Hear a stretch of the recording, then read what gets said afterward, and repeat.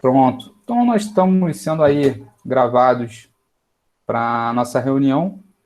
Hoje a discussão vai ser sobre o efeito aleatório. Como sempre, eu gosto de fazer uma apresentação para mostrar que as contas estão afiadas, mas a discussão é bem simples.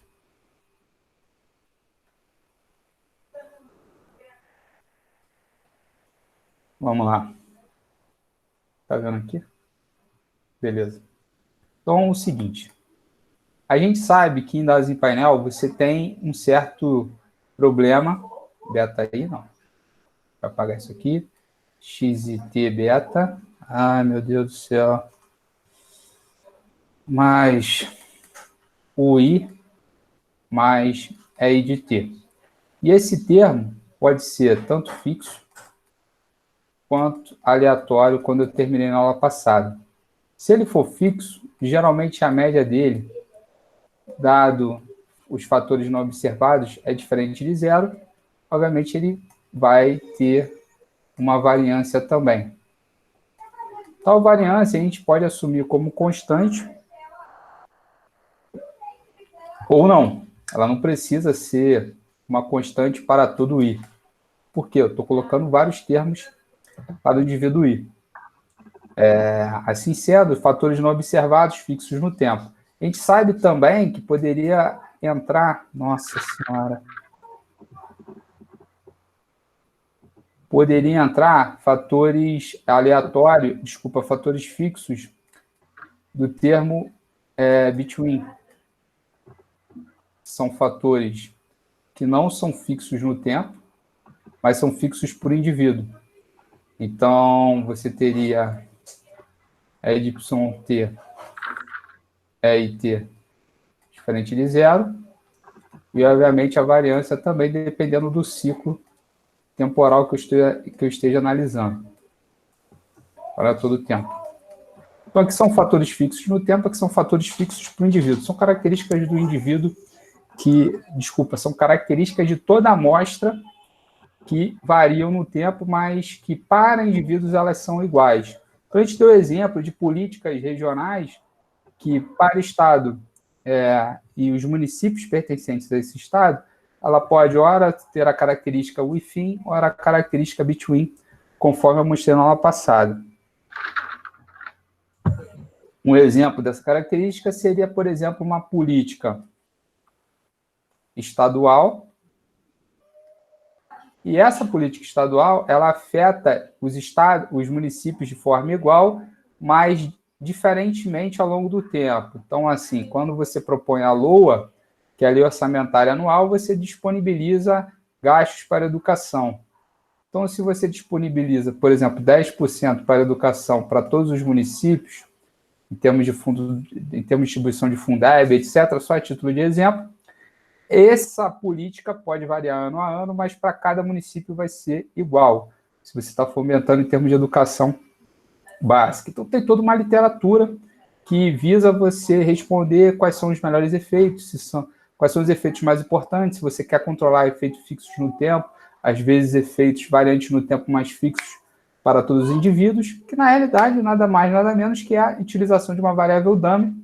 Então, a gente percebe que para cada I e para cada T vai entrar um fator que vai reduzir os graus de liberdade que você possui, que são basicamente I vezes T, menos os parâmetros K que você estima para cada beta, menos I e menos T se você quer colocar efeito within mais between. Então, você vai perdendo aí graus de liberdades importantes na sua amostra. Então, há limites, obviamente, para a utilização dos parâmetros do seu modelo. Nossa Senhora! Deixa eu ver quem está presente aí. Beleza. Alguém está usando o Google, esse aplicativo para outras aulas? O Classroom? Não. Cara, é um saco. Toda vez que alguém chega atrasado, tipo, me interrompe, porque aparece um barulhinho, não tem como deixar todo mundo entrando automático, não. Deixa eu ver aqui, configurações. Não, tem nada a ver. Pô, tá um saco. É um barulho horrível. Usar o telefone para ouvir áudio, ativar a legenda, tela cheia, configurações, não. Ai, meu Deus. Não tem uma senha, não dá para entrar direto, né? Alô? Alô? Alô? Alô? Então, quando vocês entram, vocês recebem uma senha ou tem que sempre pedir a participação? Olha, aqui, com você sempre foi você dar autorização. O Zoom é melhor nesse sentido, né? O Zoom você Eu deixa. acho O Zoom é mais fácil, porque você deixa o link rolando e vai no automático. Mas não tem jeito, vamos continuar. Então, você é interrompido toda hora que alguém chega atrasado, então avisa os colegas para pelo menos quem está esperando já entrar logo, que está atrapalhando muito o andamento da aula. Então, o que acontece? Você tem limites para inserção de parâmetros. E esses parâmetros eles podem ser reduzidos caso eles tenham importância, mas a importância deles não seja tão relevante, a ponto, por exemplo, de que você questione, inclusive, se eles têm efeitos significativamente diferentes de zero em relação à sua amostra. Então, você poderia, de repente, comparar se você precisa, de fato, estimar uma média para cada um deles. Porque, na realidade, se você não precisa estimar uma média para cada um deles, você poderia reduzir o número de parâmetros estimados e reduzir a perda de grau de liberdade, o que, obviamente, vai no encontro de aumentar eficiência ou consistência? eficiência. Aliás, Beleza. Então, efeito aleatório, você vai no sentido de aumentar a consistência, a eficiência, já é efeito fixo no sentido de aumentar a consistência, porque você está impondo mais parâmetros a serem estimados e perda de grau de liberdade, o que aumenta a variância invariavelmente, porque os graus de liberdade estão no denominador do estimador da variância. Fala, pai, beleza? Liga para Carla, que eu estou no meio da aula agora. Liga para Carla.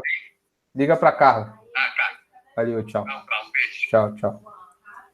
Entendeu? Então você tem uma perda de grau de liberdade acentuada quando você vai para o estimador de efeito fixo, ao invés do estimador de efeito aleatório. A mesma coisa acontece na linha do pulso, porque você está impondo mais estimações mesmo para efeito aleatório. Então, o modelo mais eficiente possível dentro dessa linha de dados em painel é o pulso. É simplesmente o LS agrupado, onde você assume que os efeitos não observados no tempo e nos indivíduos não alteram a dependência em termos dos fatores não observados, ou seja, a esperança deles é zero e a variância é fixa, então não tem problema nenhum. É fixa. Já para efeito fixo, você assume diferente, a primeira relação diferente de zero e a segunda diferente de sigma.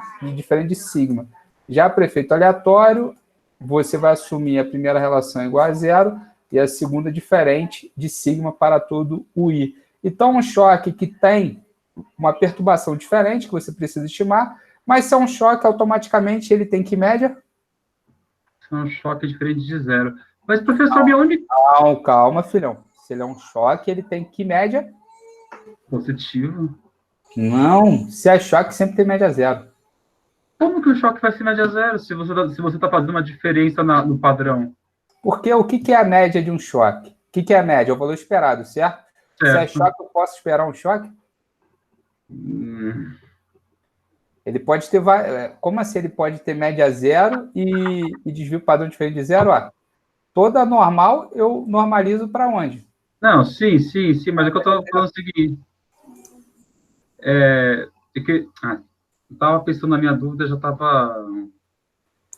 Que assim, lembra que você terminou a aula passada falando assim, que efeito aleatório você tem a correlação de alfa-i com xi igual a zero. Daí eu queria perguntar assim, mas não é por isso que ele é mais eficiente? Se você assume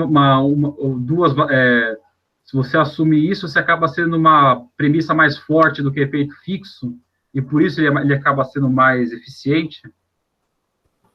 O efeito aleatório seria uma premissa mais forte que efeito fixo, certo?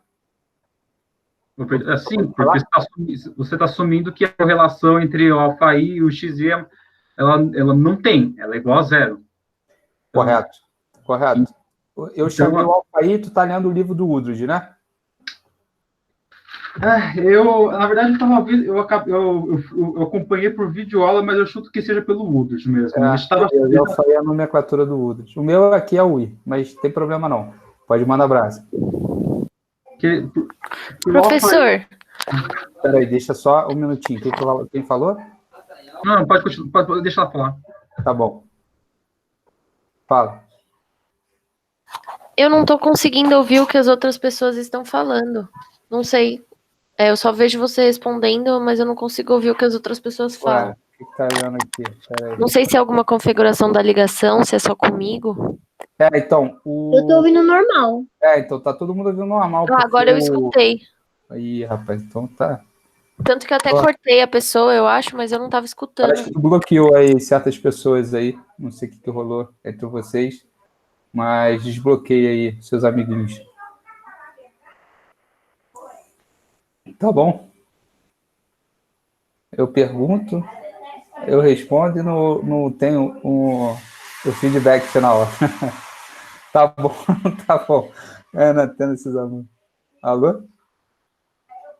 Alô? Oi. Alô? Eu não tô entendendo nada. Vamos lá, agora você tá ouvindo?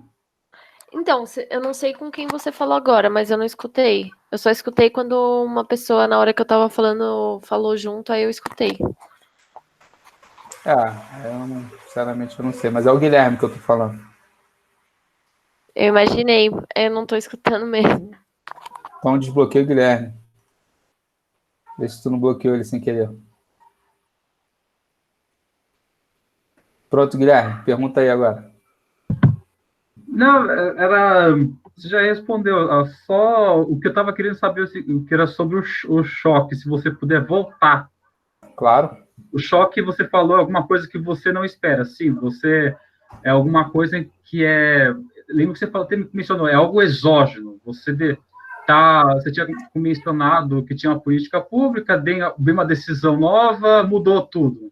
Daí ela começa a ter outra característica. Esse é o choque, certo? Certo.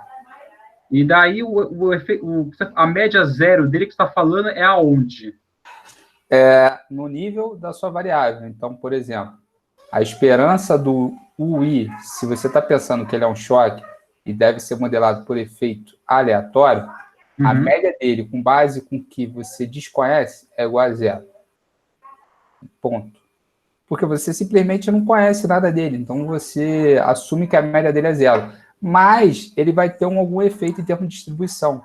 Então, ele pode ter o efeito de aumentar ou diminuir. Você desconhece, então você, pelo menos, calcula a variância dele, ou o segundo momento.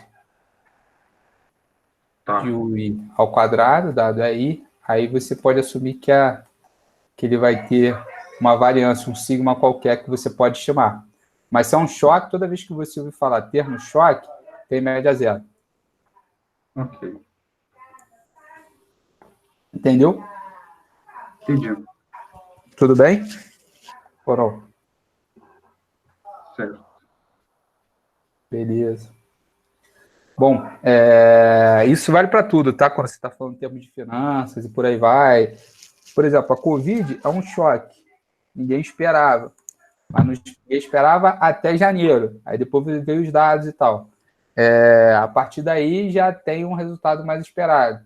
Então, até que ponto uma coisa que era um choque em determinado momento se mantém? Então, você pode ter uma quebra estrutural no seu painel, que ora pode ser modelado por efeito aleatório, ora pode ser modelado por efeito fixo. E aí entra a literatura de painel longo, onde você pode inserir quebras no meio do seu painel. Mas isso é assunto para outra etapa da vida de vocês. Só fazer um comentário, acho que eu cheguei a ouvir isso. O que você falou, que o choque ele é instantâneo, e depois em finanças ele fala, ele precifica. Se eu não me engano, eu vi isso no exemplo de um trabalho falando do efeito do Wesley Day. Eles falaram assim, olha, o Wesley Day, quando saiu a primeira notícia, foi o choque, caiu. Daí, ao longo do dia, precificou. Então, você só pode falar o choque naquele instante T, é isso?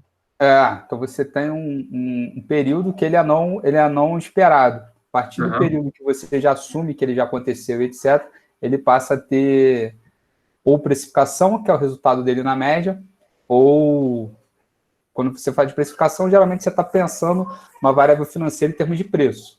Isso. Aqui eu estou falando, de repente, resultado de educação, então não seria precificado, seria aferido, por exemplo.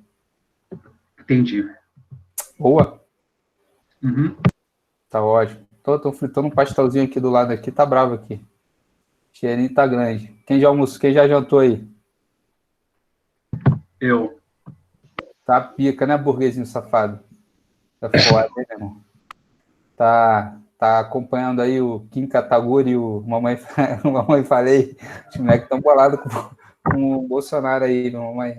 Vamos deixar para trás. Então vamos lá, efeito aleatório.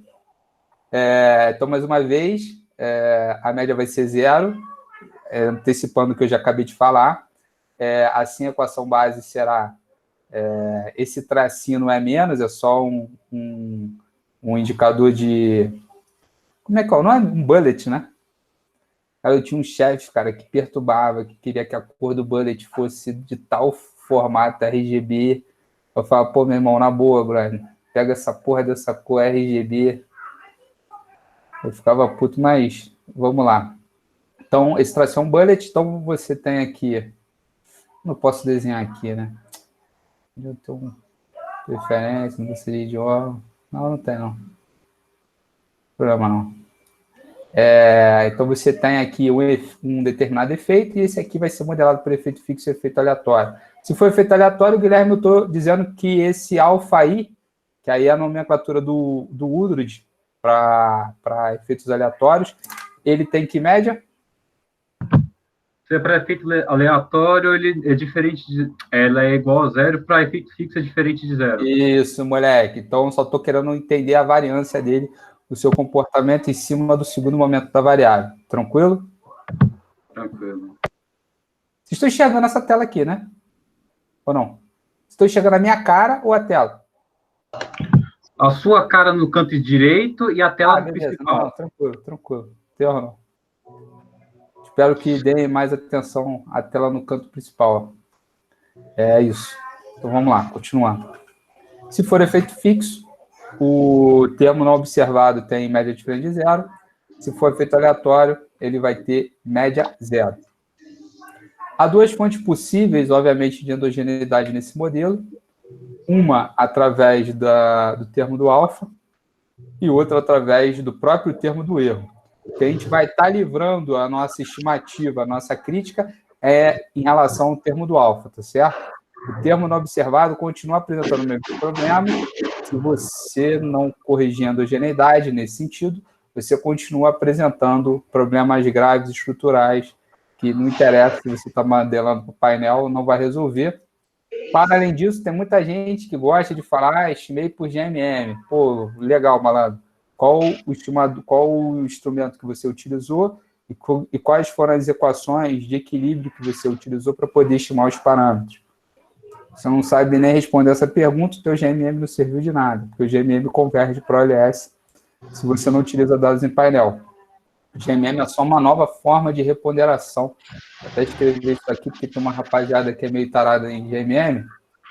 Quando você vai estimar para o GMM, seu estimador é assim, ó, beta, o GMM é assim, ó, x' x a menos 1, x' y.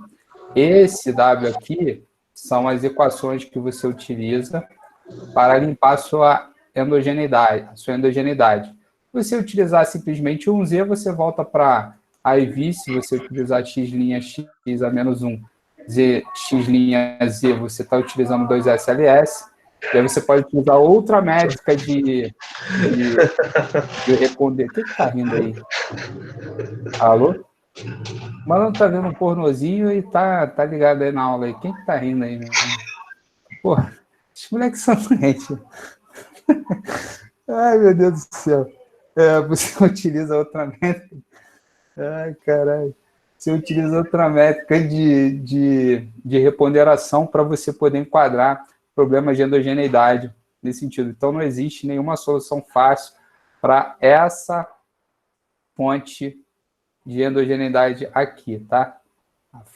Essa segunda aqui, até hoje, não tem solução simples. A primeira, aí sim você pode pensar numa segunda modelagem. Então, no caso da primeira solução, passa por efeito fixo ou efeito aleatório. Como a média é zero, obviamente, se eu estou falando de um choque, o problema consiste em calcular a matriz de variância e covariância do termo não observado, fixo no tempo ou fixo para indivíduos variantes no tempo. Então, esse efeito pode ser tanto o if-in quanto o between. Posso continuar? Alguma dúvida?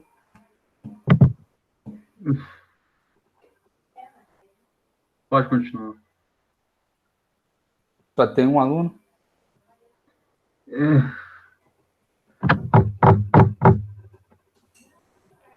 Acho que uns 2. É o quê? Acho que tem 2. Tem 2 alunos? Tem 3. 3. Pô, tá Tem fora. 4. Tem 4. Sim. Tá eu e o Tigas aqui, meu irmão. Eu, Tigas, Thiago Ventura. Puta. Nós tá forte, nós tá forte.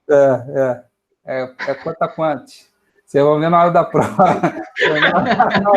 Vocês ficam fortes. Fica tranquilo. Então, vamos lá. Como a média é zero, o problema consiste em calcular a matriz de variância e covariância do termo não observado. Então, a nossa discussão para efeito aleatório seria basicamente entender como isso funciona. Repara que eu só precisei me preocupar, esse termo aqui não está muito preciso, não. Porque o que acontece? Essas duas covariâncias, se eu ver se eu corrigir essa conta, não. Deixa eu corrigir essa continha aqui. Captura de tela. Porra, tá dando uma fome desgraçada. Aniversário da minha sogra. Tô com a fome desgraçada. Ó, esse termo aqui, o que geraria, né?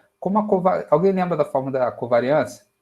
Esperança de x menos x barra, y menos y barra, onde y barra é a própria esperança.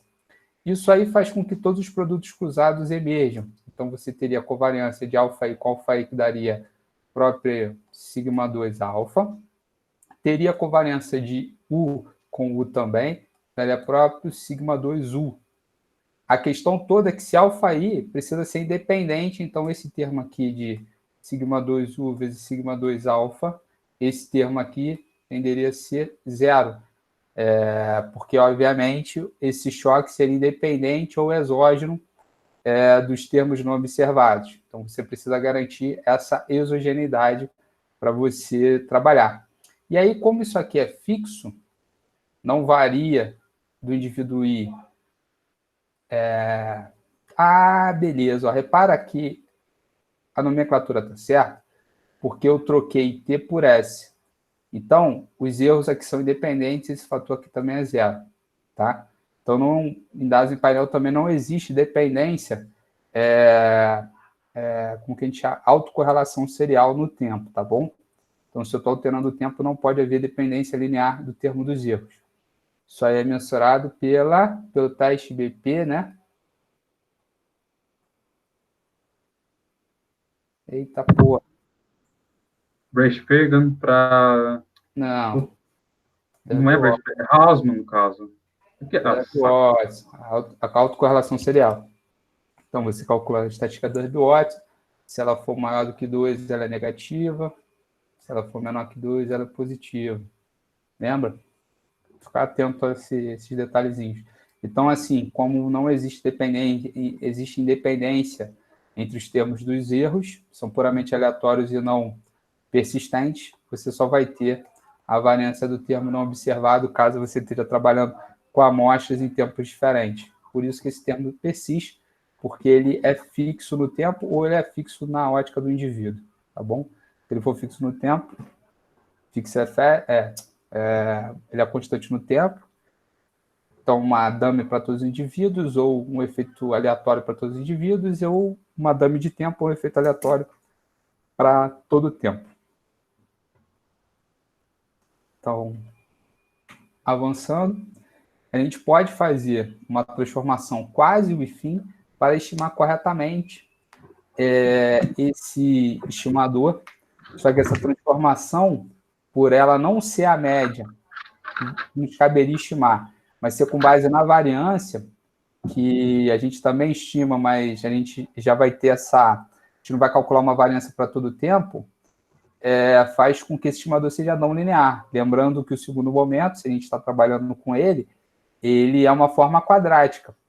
Isso implica que você está trabalhando com seus dados de uma forma não linear. Isso elimina logo a primeira hipótese de Gauss-Markov, impossibilitando a utilização de least squares. Tudo bem?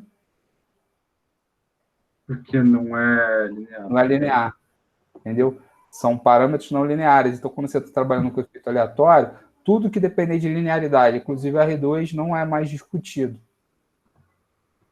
Certo.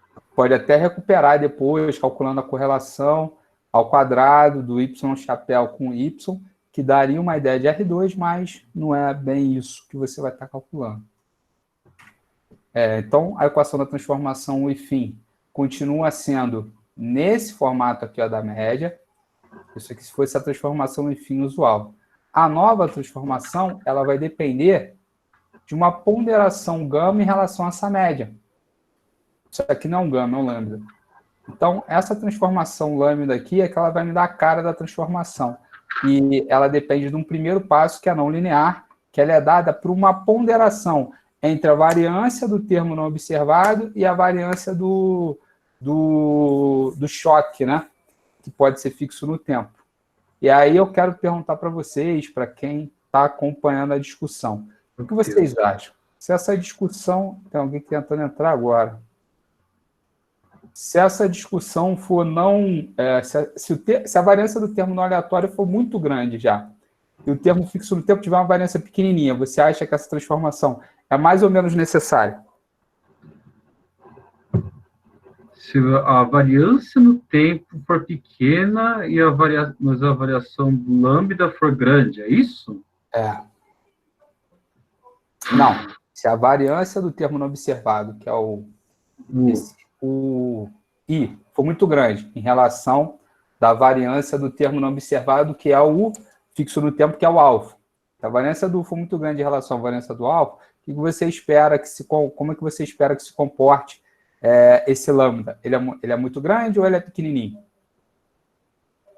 Bom, levando em consideração que a gente está tirando da equação alfa e tem o U para variância grande, então o lambda vai ter que ser grande. Vamos ver se você está certo ou errado. Então, a primeira coisa que você tem que garantir é que ele seja... se essa correlação for igual a zero, você pode estimar, obviamente, por random effect. Então, você vai fazer uma nova ponderação em least squares. FGLS Fixed, não. Não é fixed, não. É mínimos quadrado, least squares, generalizado, factíveis. É feasible, general least squares. Então, é o que você consegue estimar. Então, você estima com base nessa relação aqui. E repara, se sigma 2U for muito grande, isso aqui, em relação ao alfa 2, isso aqui tende para 1. Então, na verdade, você despreza um pouco essa transformação. Tá entendendo? E o lambda estimado é próximo de quanto? De zero. Então, se o seu choque for muito pequeno em relação à variância do termo não observado, não tem muito problema, não. Você, em termos de pulso ou fixo ou efeito aleatório, você não terá muita diferença.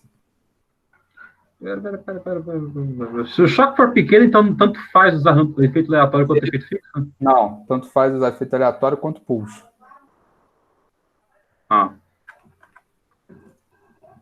Essa aqui é a equação usual do pulso, certo? Isso aqui é a média para cada termo. Então, se o lambda for igual a 1, eu estou falando de efeito fixo. Se o lambda for igual a 0, eu estou falando de pulso. O meio termo entre eles é efeito aleatório. Deixa eu desenhar isso aqui. Onde estava esse pulso? Aqui que eu... De onde que veio esse pulso? Vamos lá, rapaz. Isso aqui é pulso. Nossa, eu não estou ouvindo isso não. Mínimos quadrados agrupados. Mínimos quadrados agrupados. Simplesmente eu não estou colocando nada, só estou fazendo uma grande regressão, não importa se é painel ou não, eu estou fazendo uma regressão simples ou múltipla, obedecendo os mesmos critérios do que a gente tem visto desde então. Se eu calculo a média e tiro a média, se o lambda é igual a 1, eu estou me aproximando de efeito fixo. É aquele first estimation, por acaso? Ou é diferente? Então, por exemplo, se lambda é igual a 0, lambda é igual a 1. Então, se eu faço numa linha, eu estou em pulse. Aqui eu vou estar em efeito fixo. Qualquer coisa aqui no meio, eu estou em random effect. O efeito aleatório. Vou interromper por 2 segundos aqui que eu preciso ali na sala, mas pense aí como que você responde isso.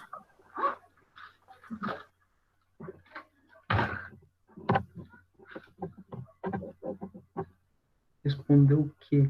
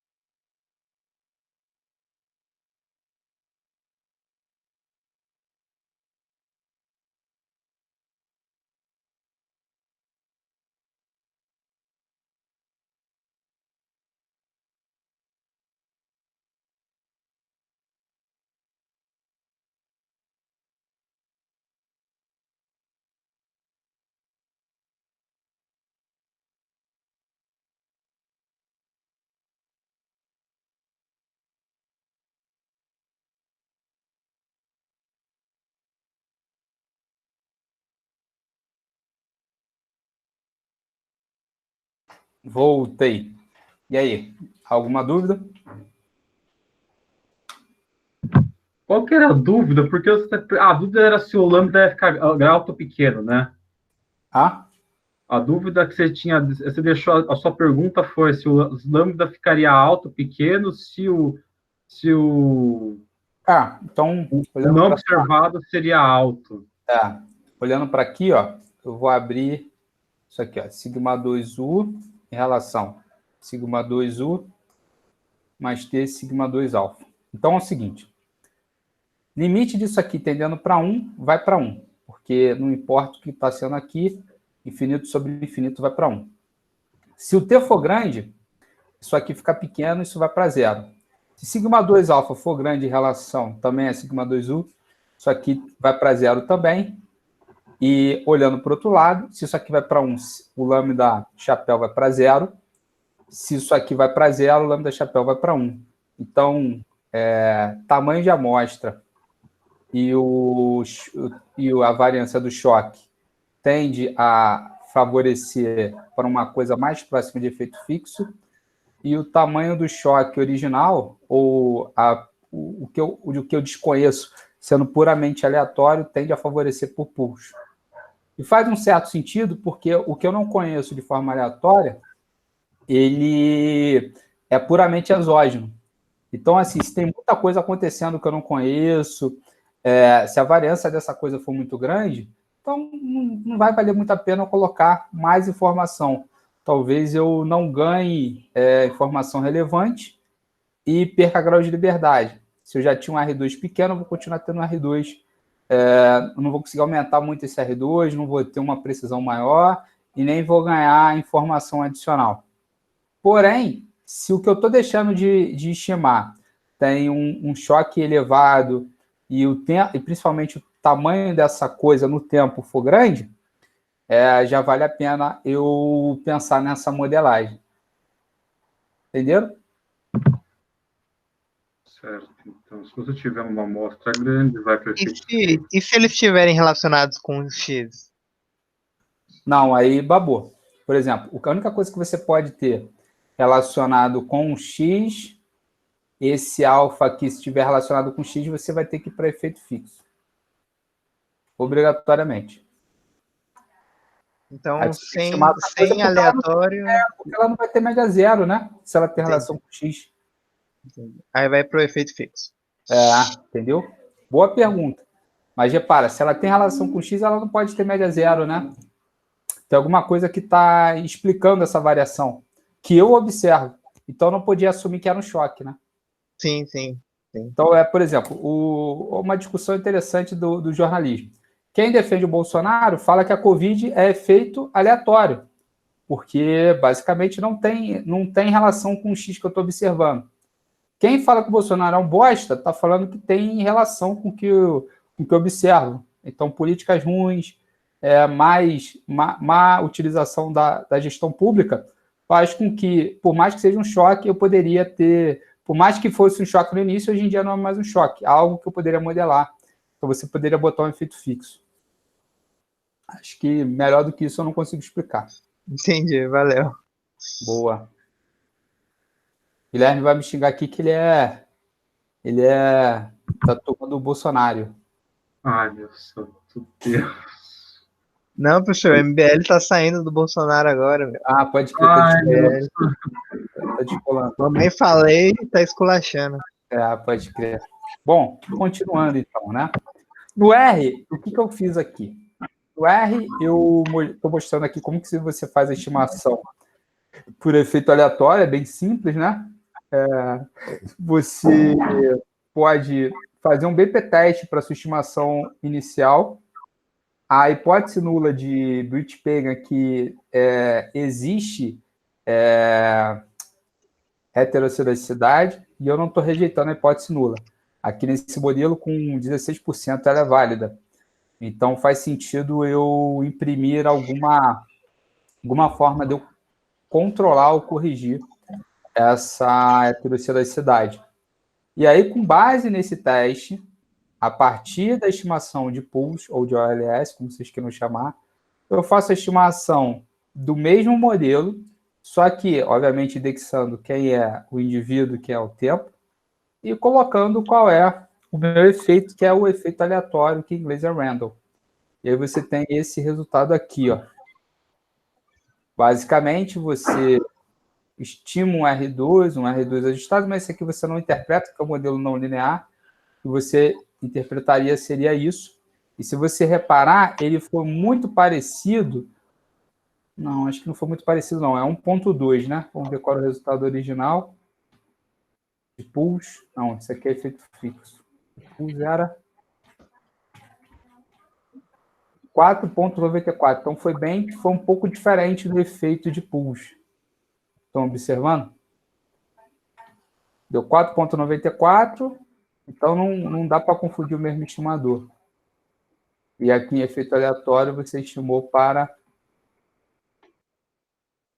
1.24.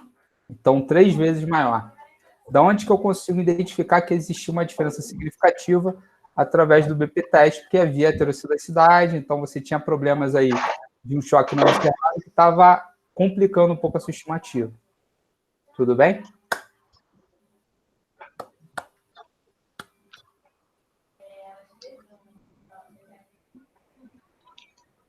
Rapaziada?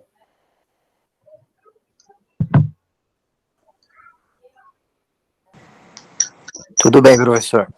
Beleza. Então, opa, gente chegando agora.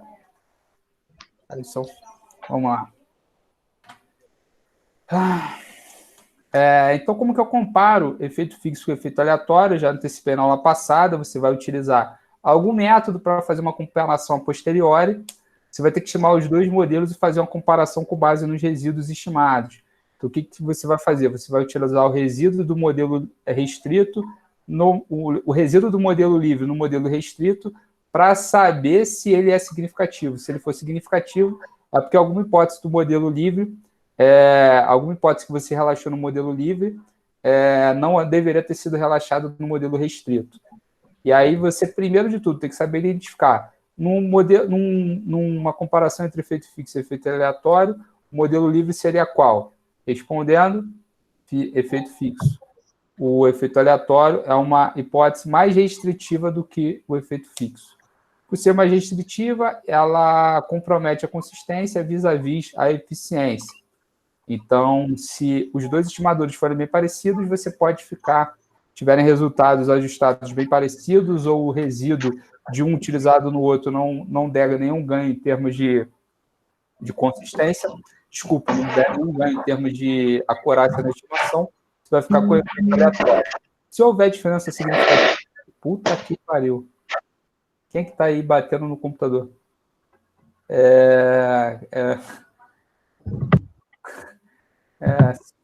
Caralho, deixa eu ver aqui, cara. Acho que eu vou silenciar alguém aqui, peraí. Quem tá fazendo barulho aqui, chato pra caralho. Heitor, é você, meu filho? Alô? Heitor? Porra, tava perturbando. Sou eu? Oi? Tu tá mexendo no computador aí, cara? Eu tirei o som dele. Você mutou, ele não vai conseguir falar. Fala aí, Heitor. Tava mexendo no computador, né, cara? Não tava. Porra, então tinha outro. Bom, vamos continuar. Então você tem o efeito fixo como sendo uma hipótese menos restritiva. Então, fazendo a comparação, o efeito fixo, obviamente, nesse caso, eu estou calculando o efeito fixo no tempo. Então, ele vai promover um ajuste para cada cross-section, estimando uma média e uma variância. Já o efeito aleatório, ele só vai se preocupar com a variância do termo, porque eu estou tratando ele como um choque. Portanto, se o efeito fixo é necessário, o efeito aleatório é inconsistente, ou seja, se você só poderia modelar isso por efeito fixo. A lógica contrária não é verdadeira, pois se o efeito aleatório é consistente, o efeito fixo também o será. Logo, se você não quiser se preocupar com nada, já modela com o efeito fixo e fala, ó, fiz assim porque eu não queria nem correr o risco de ser inconsistente. Minha preocupação não é com a eficiência das minhas estimativas, e sim com a consistência, ou seja, com o que você está estimando, ou seja, com base no seu ajuste. Então, você ataca direto por efeito fixo. Quando você compara, você precisa de uma estatística para isso, você utiliza a estatística de Hausmann, e ela vai evidenciar a diferença ou a significância, quase que eu falo significação, a significância do erro do modelo livre em cima do modelo restrito. E aí, mais uma vez, olha aí o que eu escrevi, verifica se o seu resíduo do efeito fixo é significativo para estimar o efeito aleatório, modelo livre sobre o modelo restrito. Entenderam isso?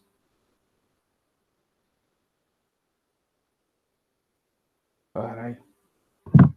Não. Quem falou não? Eu, Guilherme. Então, você entendeu por que o efeito fixo é livre em relação ao aleatório? Sim, essa parte eu peguei. Inclusive, foi aquilo que eu falei no começo da aula. Primeiro que se assume uma premissa muito mais forte da correlação ser igual a zero da média, não da variância. E segundo ponto, que a gente leva em consideração esses ajustes que a gente leva no aleatório, principalmente da equação anterior de como a gente faz para modelar. Então, isso demonstra que ele é mais restrito que o fixo. Até porque o fixo, você parte do pressuposto que, na média, o efeito do tempo, na média, o efeito do tempo não existe. Então, ele acaba ser o... Eu acho que eu consigo responder a tua pergunta sim, mas eu acho que eu devo responder ela através dos slides. Mas como estou afiado, olha só.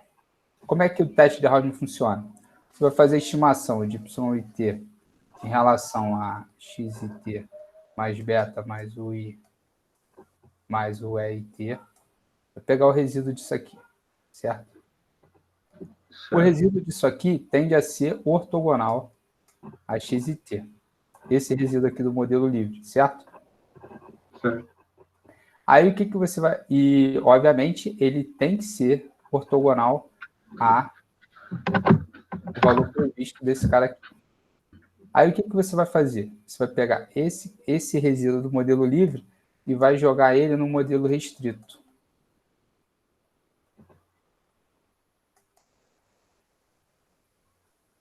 Se houver significância, a estatística T desse resíduo aqui for significativo, maior do que 2, é sinal que isso aqui explica isso aqui. Logo, você não pode usar. Portanto, havia alguma coisa aqui que, por mais que você limpou, explicava alguma coisa do modelo restrito. Então, o modelo restrito é não significativo. Falando nisso, nunca deixe em conta sem pagar. Eu estou devendo 13 pila do sem parar, porque eu não usei e não coloquei. Os caras me ligam toda a porra do dia, mano. E é um número diferente, cara. Isso aí tem que acabar com isso. Quem é advogado aí? Você, né, Guilherme? Só no papel. É o quê? Só no papel. Cara, eu tô precisando de advogado aí aqui em São Paulo, cara. Se quiser aí fazer uma... Me dá uma ajuda aí que tá bravo. Porra, os caras me perturbam o dia inteiro, meu. Cara de 13 mãos. E eu também não pago. Também sou brabo. Mas vamos lá. É basicamente isso. Então, você vai ver que vai estar respondido essas etapas aqui, ó. Verifico, então, se o resíduo do modelo livre é significativo no modelo restrito. Havendo diferença, viés para o segundo e consistência para o primeiro. Parece até Camões escrevendo, né? Ou seja, viés para o modelo restrito, consistência no modelo livre. Então, eu sempre tenho que colocar quem é o modelo livre, que é o modelo restrito, e faço o teste de Hausmann. Ele indicou que há quase uma inconsistência, né? A 5% não há, mas a probabilidade do modelo restrito ser inconsistente ser consistente é 5,5%. Então, praticamente, faz sentido você rejeitar essa hipótese. Certo? Certo. Até aí não vai ficar dizendo, 5%, tá tranquilo, posso não rejeitar a hipótese. Cara, você tá abrindo mão de consistência por causa de 0,5%. Certo? Se seu grau de significância for de 10%, pronto, aí você vai rejeitar.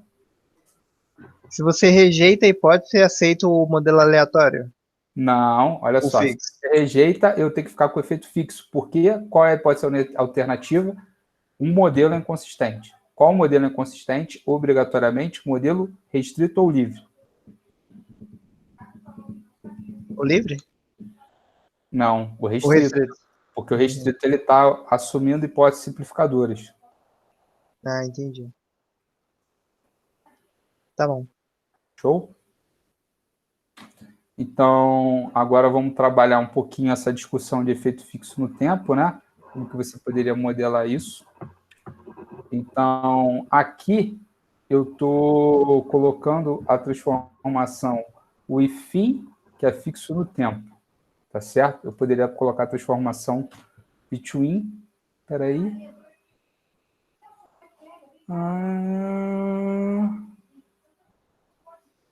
One-way within model. Será que eu troquei aqui? N igual a T, T igual a 10, N igual a 70. Between. Será que eu... não, beleza, tá certo. A modelagem within, só apareceu o tempo que eu botei fator de tempo, tá vendo aqui?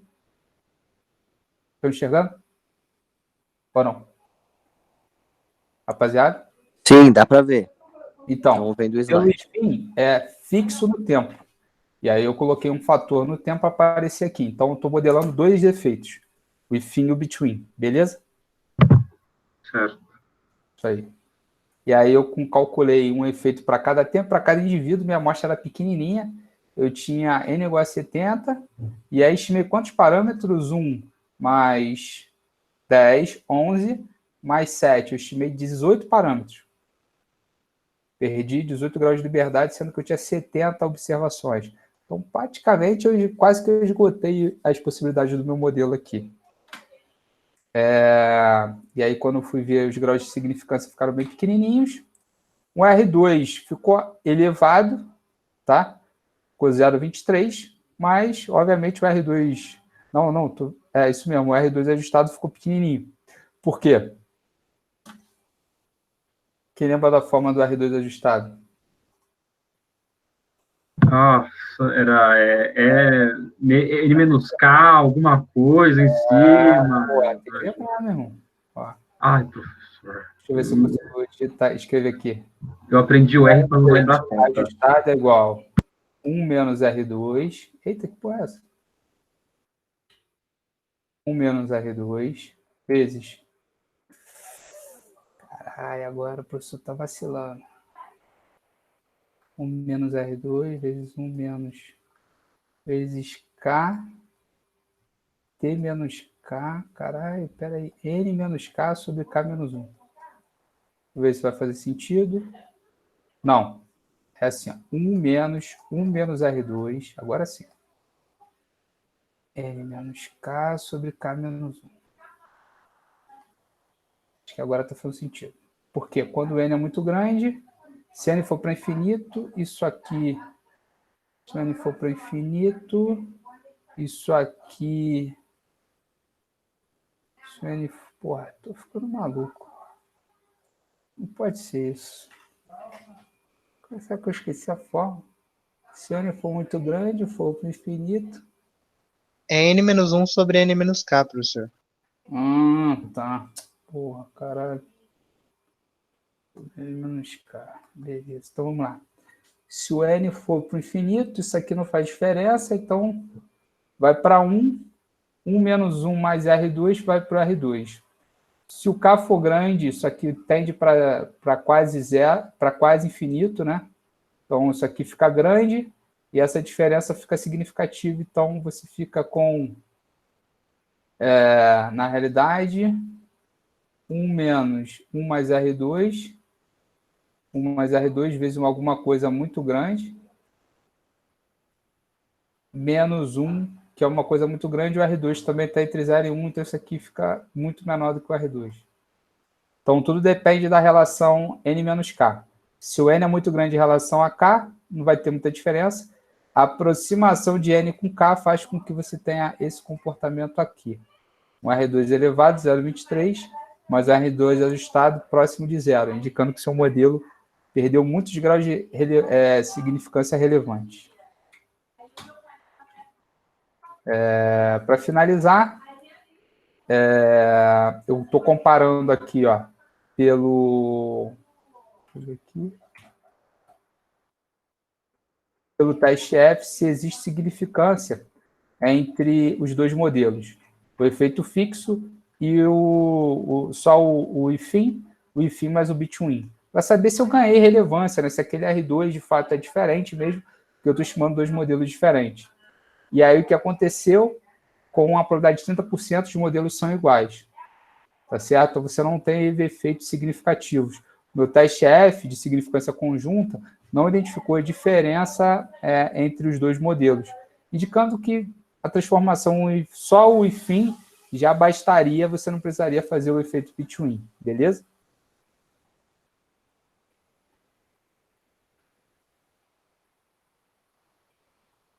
Tá. E aqui o efeito aleatório ou push. Vou encerrar minha aula discutindo sobre isso. Obviamente, é o teste de Briggs-Pagan, que é a de heterossedacidade. Então, você estima o modelo com push e faz o teste de Briggs-Pagan para saber se existe alguma probabilidade de heterossedacidade. A gente viu que existe uma certa probabilidade, aqui está dando 10%, indicando que, sei lá, com 90% com pouco próximo de 90% de confiança, você deveria rejeitar essa hipótese nula, ou seja, ela só é válida em 10%. E se ela só é válida em 10%, faria sentido você estimar por efeito aleatório, do contrário, o pool seria inconsistente, apesar de ser um pouco mais eficiente do que de efeito aleatório. Então, se eu fosse fazer um organograma, daqui a pouco eu vejo isso, vou ver isso aqui na aula passada, na aula que vem. Se eu for fazer um organograma aqui de testes, seria basicamente assim. Adicionar nota, não quero limpar. Se eu for fazer um organograma, é assim. Eu tenho o meu modelo, e aí eu faço assim. Primeira coisa, eu verifico se pulso versus efeito fixo. Qual teste? Show. Eu verifico pulso versus efeito aleatório. Qual teste? Breach Peg. Se eu já indico que teve diferença aqui e que teve diferença aqui, eu esqueço pulso de qualquer forma. Aí o que eu faço? Junto tudo e faço um teste entre efeito aleatório e efeito fixo via Hausmann. Havendo diferença, eu esqueço o efeito aleatório e fico com o efeito fixo, e aí posso comparar o efeito fixo no tempo contra o efeito fixo variante no tempo fixo na cross-section. E aí eu faço qual teste? Teste F, para saber se eu devo incorporar ambos os efeitos ou apenas um. Basicamente isso. Tudo bem? Beleza, professor. Legal. Então, a aula de hoje vai só até aqui. Eu vou colocar um trabalhinho para vocês me entregarem até sexta-feira. Eu vou dar 24 horas para vocês fazerem a partir da postagem. Então é o seguinte, eu vou colocar lá um painel de estados da COVID. Eu quero que vocês acrescentem algumas variáveis nesse painel para estados. E essas variáveis eu quero saber se elas podem ser modeladas como efeito fixo ou efeito aleatório. Faço a estimação, interpreto os resultados e aí eu vou dar umas notinhas, podem fazer até em trio. Vou botar um painel da COVID lá, uma tabelinha. Vocês podem acrescentar as variáveis que vocês quiserem, fazendo os testes que eu acabei de falar, qual é a modelagem que vocês vão escolher e interpretar o modelo para mim. Só isso. Professor. E me mandem. Fala. Desculpa, eu perdi o início. Isso é para substituir o quiz?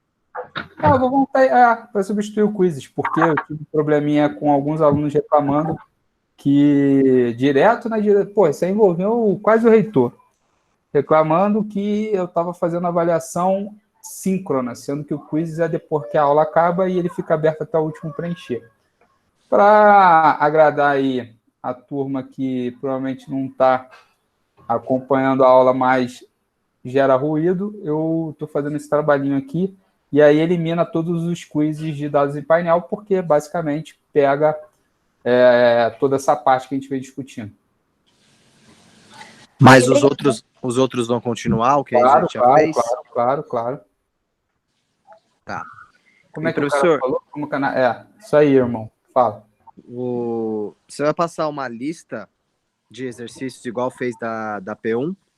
Para P2 foi, tem uma aula também de revisão, fica tranquilo. Beleza.